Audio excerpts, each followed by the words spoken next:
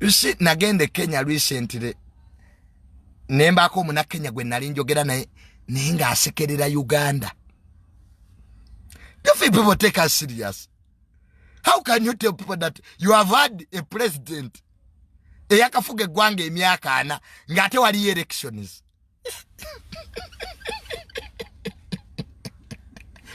We have gone into elections 6 times. Kati nemu bili abiri mukagera muddeyo kulonda.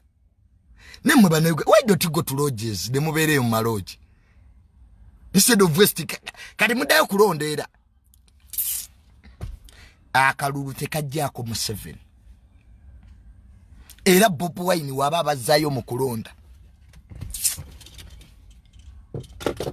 Kati mugenda kulondesa kipapula lero bujja kuba bwakala kibwa bbulu. So as a country, I think we have better things to think about, and ebyo nawo omalo bitegeera n'ogamba naye nfaaki. Let me live my life. Kati kyendikoze ngamba kati nfaaki. Go back and work for your kids.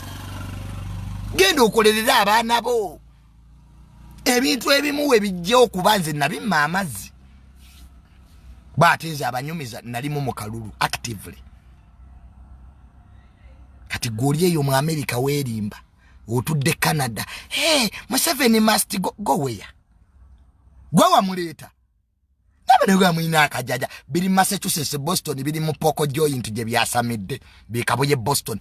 We are removing the president. Do you know what it takes to remove a sovereign leader gwe? Bwekabuye Boston nga tonna gwaddalu.